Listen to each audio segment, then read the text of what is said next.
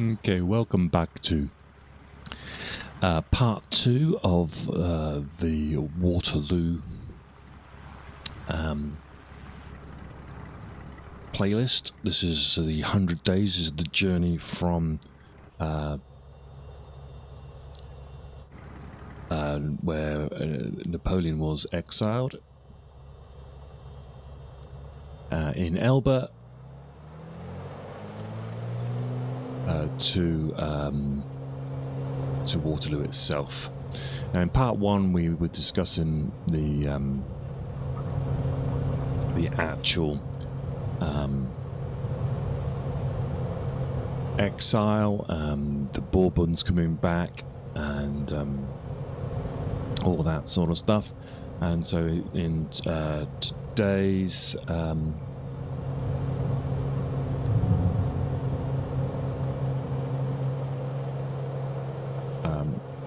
part, we're going to look at the actual journey itself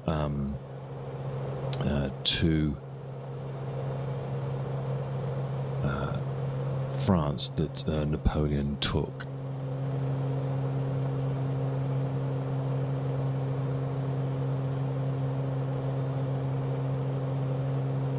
Just do a bit of hand flying around the island for now. We jumped into the Beechcraft now. We're going to see if we can just have a little look at the scale of the island that Napoleon was on.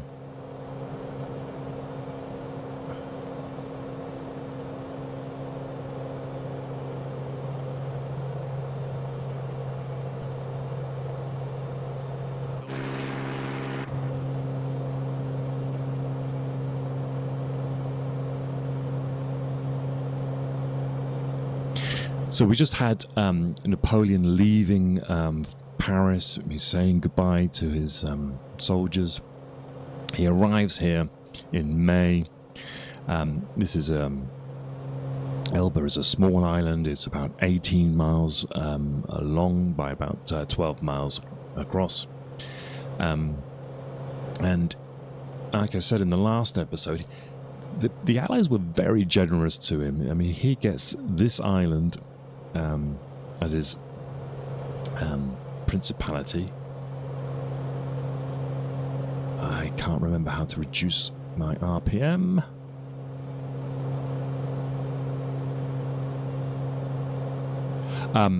And he's given we've seen already. We've visited 2 of his palaces, or his villas and palaces. He has an income, a pension. He's given 1,000 soldiers of his old guard. So it's not an insignificant amount of troops he's been given as a bodyguard. They treat him, like a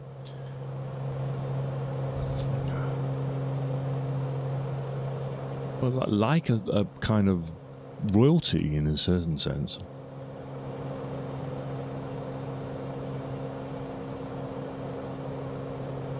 He arrives here at this island in this town over here, which you can see on the left.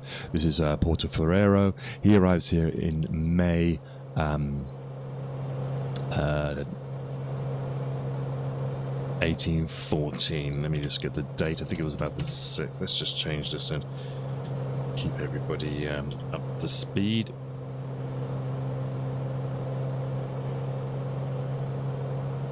Now, he arrives here on the 3rd of May.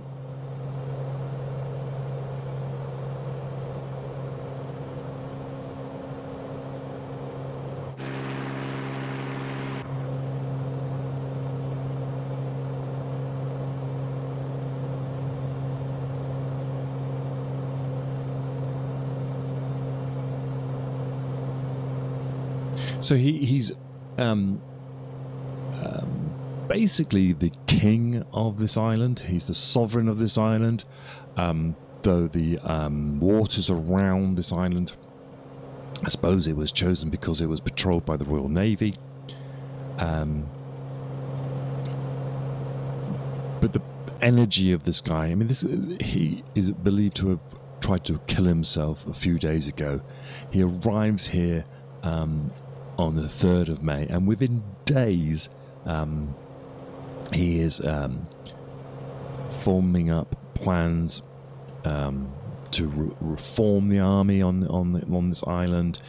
He then sets out on a tour of the island to see what he's basically got. And he basically starts to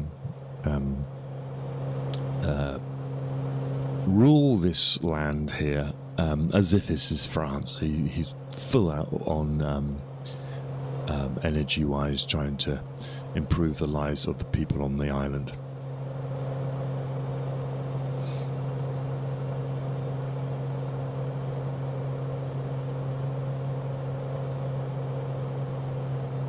May the 4th, what's Wellington doing? Well, Wellington's arrived in Paris to take up his role as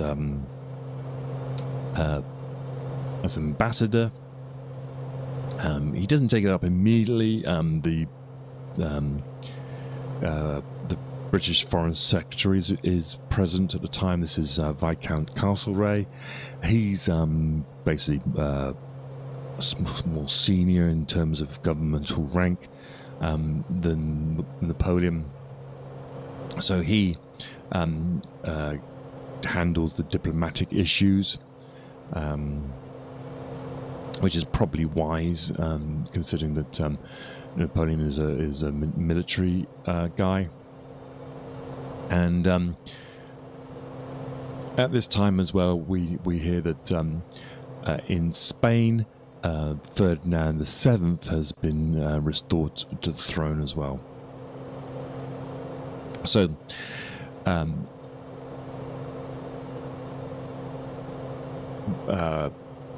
the British Prime Minister decides to send Wellington to Madrid because he's not needed in Paris at the moment. Viscount Castlereagh can handle the diplomatic stuff there.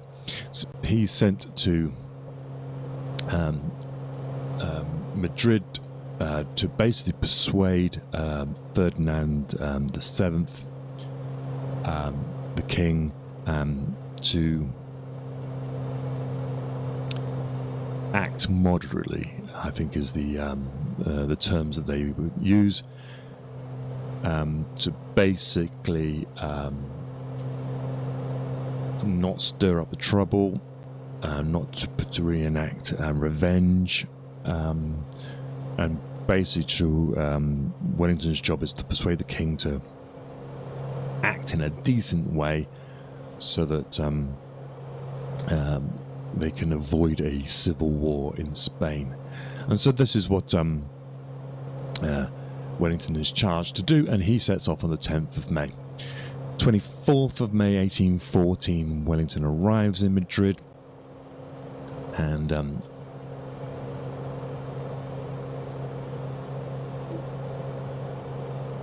he goes about his business. Now let me just get this autopilot sorted. To be honest, I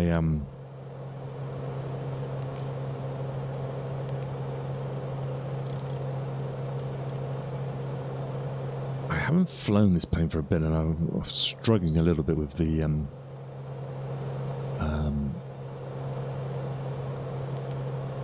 remembering how this autopilot works. Let's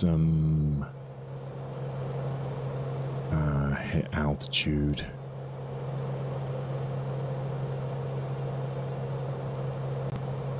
See if that works.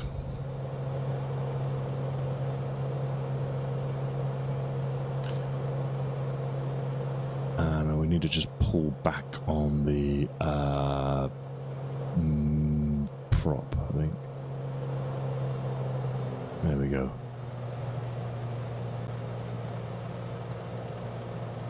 Right, so we've got heading on now, heading towards the GPS, AP's on. Right, that's cool. Now I can do a bit more concentrating. Let's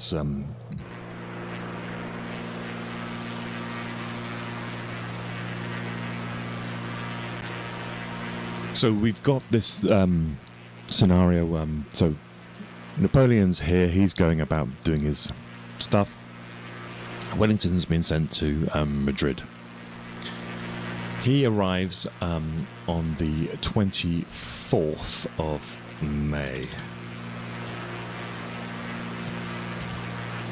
So it's taken him 14 days to get down to Madrid. And he then spends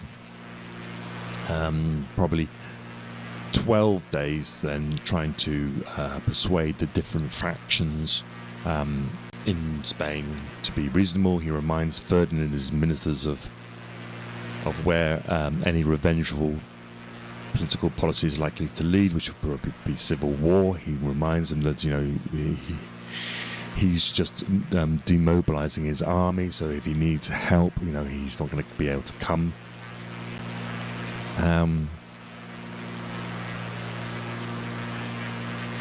So he persuades them to have liberals released from prison, to return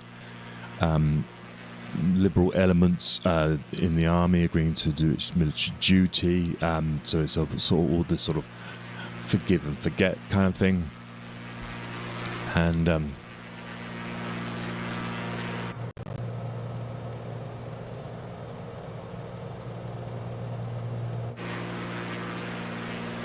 he reminds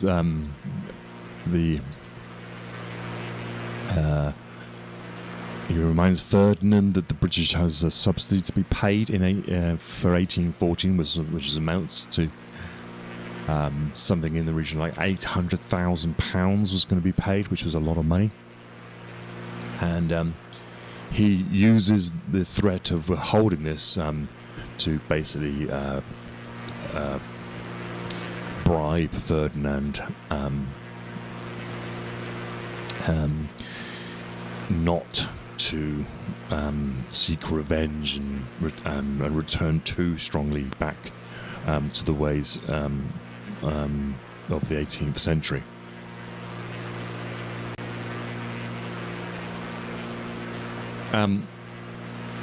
Interesting enough, he's threatening this £800,000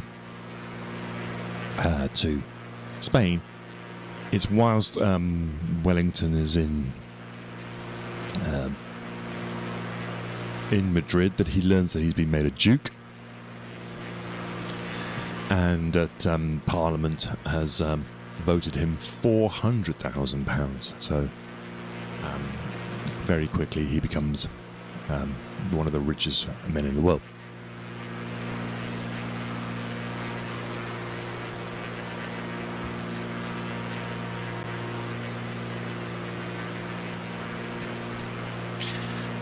We are currently flying from Elba. We're heading towards France. We're going to be heading to the Gulf Juan, which is where is where Napoleon lands. For those of you who are new to the channel, welcome. This is Flight Pass. My name is Simon. What we are doing in this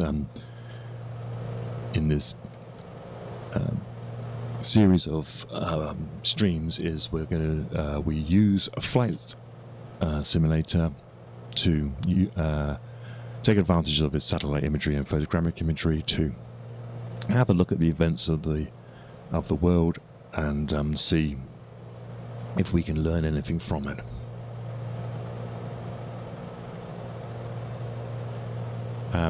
So we're in the Beechcraft, and I'm just going to get some height. I think let's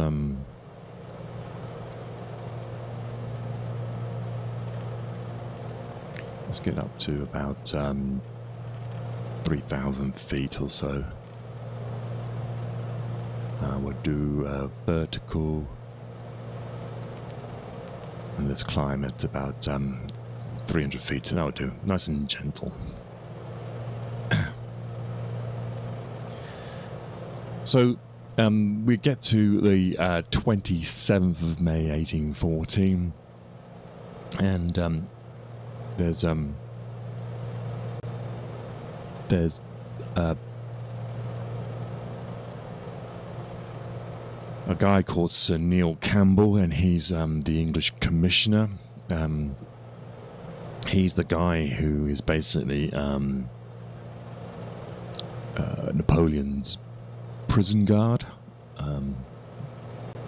Maybe just sort of, keeps an eye on him type of thing. And he says in 27th of May 1840, he says that he's never seen a man in any situation of life with so much activity and restless perseverance. He's talking about Napoleon. He appears to be gratified by perpetual movement, and in seeing those who accompany him sink under fatigue, which has been the case on several occasions where I have accompanied him, that I do not think it possible for him to sit down to study or pursuits of retirement, as proclaimed by him to be his intention, so long as his state of health permits corporal exercise.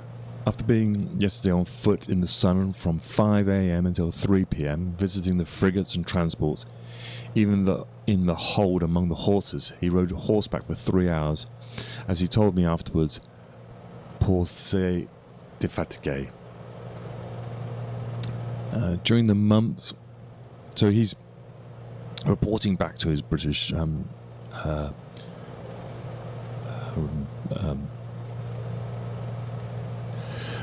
managers as well.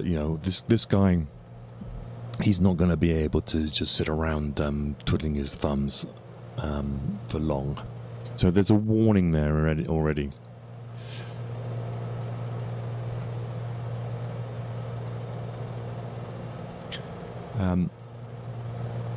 So during the months in the subsequent months on the island of Elba, Napoleon carries out a number of economic and social reforms. He improves the quality of life, and it's mainly for two reasons, really. One is to pass the time.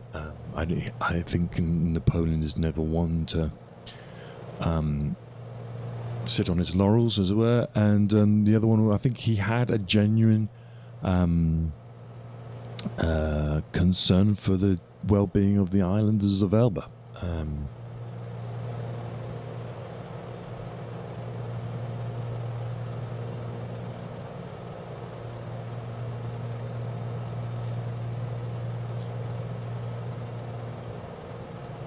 And so he really tackles the administration of the island, but he's only on the island for 300 days. He is, as I said in the first part, he can hear the rumblings that are going on in France.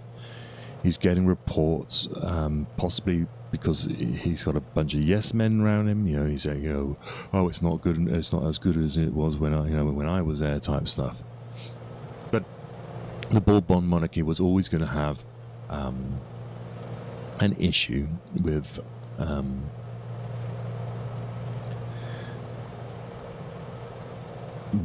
the transformation of a military economy to peacetime economy. And this leads to a ripe situation where, because for some reason the Allies didn't exile him to, say, St. Helena, it left the door slightly ajar for someone of Napoleon's demeanour, and he wasn't going to be one of these people who would and not take advantage of that situation. The reports were coming, as we saw from Sir Neil Campbell, of that he's not going to be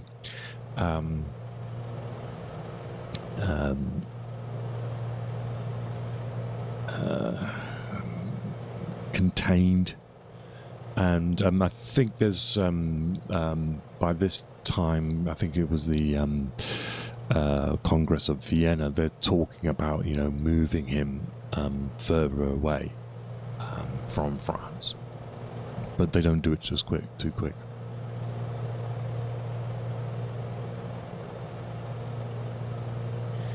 And then they make the Bourbon monarchy, the French government at the time, make a fundamental mistake. They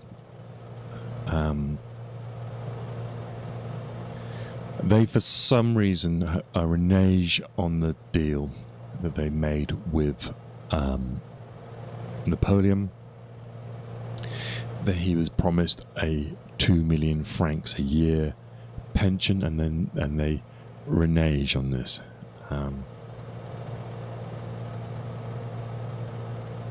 So this is now you've got a bored Napoleon who is now outraged, and this puts Napoleon into some sort of despair. His first wife, Empress Josephine, has died suddenly from diphtheria, and his second wife, Marie Louise, she's taken to Austria, and she is, let's put it this way, falls prey to the advances of General Count Napeberg. He's he's not allowed to see his son, who's the King of Rome, and then he sees that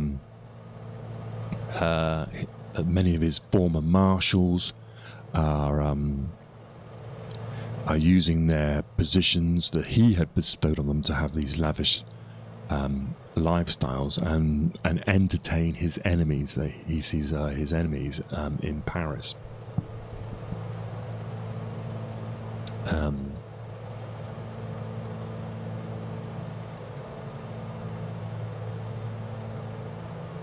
He even sees that his first wife, Josephine, had entertained the Tsar Alexander in Paris as well. We are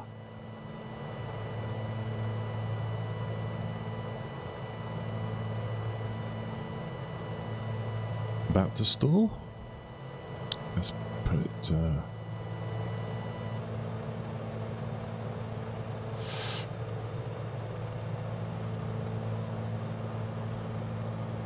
there we go.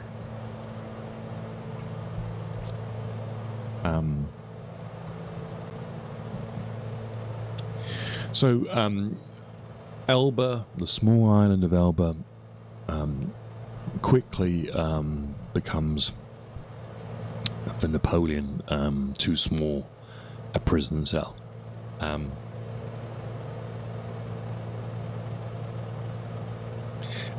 He has... So he is in anger, despair, from what has been occurring to what he thought was the deal that he had on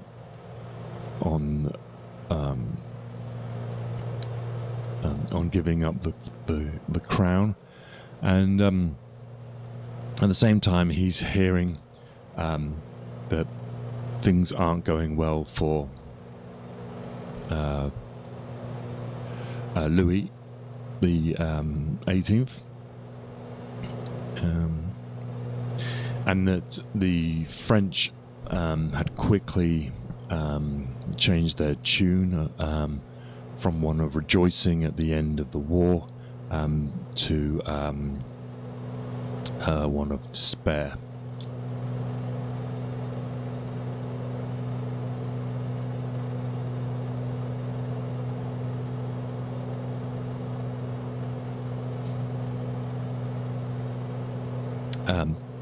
This is the...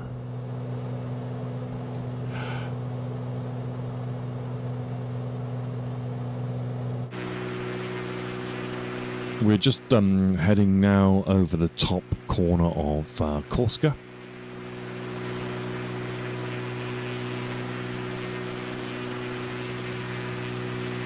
And we're heading for the place where Napoleon will eventually land.